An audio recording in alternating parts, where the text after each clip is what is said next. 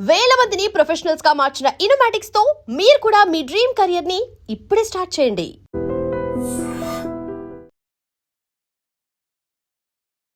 Team India T20 captain Suryakumar Yadav అంతర్జాతీయ career ప్రమాదంలో పడింది. వరల్డ్ కప్ గెలిపించిన సూర్యపై వేటు పడ్డం ఖాయంగా కనిపిస్తుంది.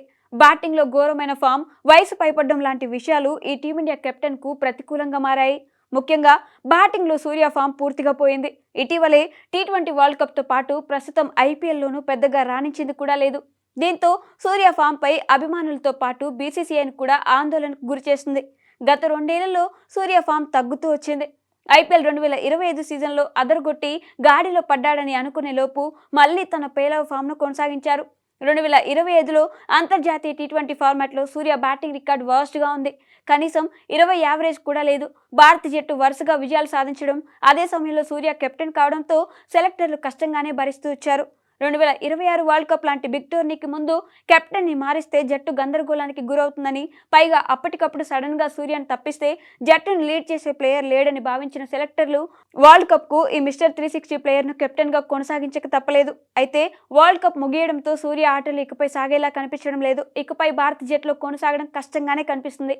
ఐపీఎల్ ముగిసిన తర్వాత సూర్యపై సెలెక్టర్లు కఠిన నిర్ణయం తీసుకోనున్నట్టు సమాచారం.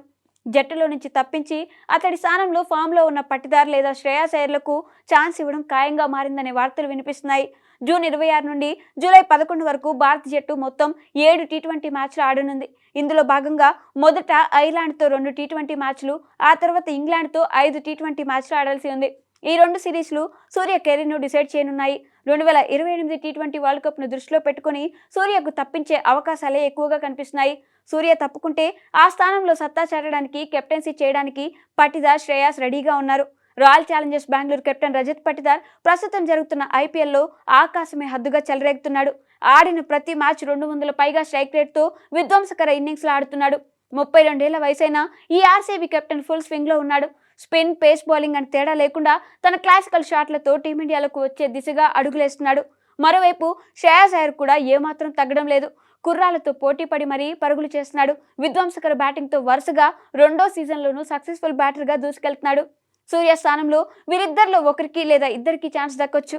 2024 టీ20 వరల్డ్ కప్ తర్వాత ఈ ముంబై బ్యాటర్ ఫామ్ దిగజారుతూ వస్తుంది. ఎప్పుడైతే రోహిత్ శర్మ స్థానంలో కెప్టెన్గా బాధ్యతలు స్వీకరించాడో అప్పటి నుంచి సూర్య బ్యాటింగ్ ఘోరంగా తయారైంది. 2025లో అయితే సూర్య కేవలం 15 యావరేజ్తో పరుగులు చేయడం తీవ్ర విమర్శలకు గురిచేసింది. కెప్టెన్గా ఇలాంటి బ్యాటింగ్తో జట్టుకు చాలాసార్లు భారంగా మారాడు. ఆసియా కప్లో కూడా ఒక్క మ్యాచ్లో కూడా బ్యాటింగ్లో రాణించకపోవడంతో సూర్య కెప్టెన్సీపై చర్చ జరిగింది.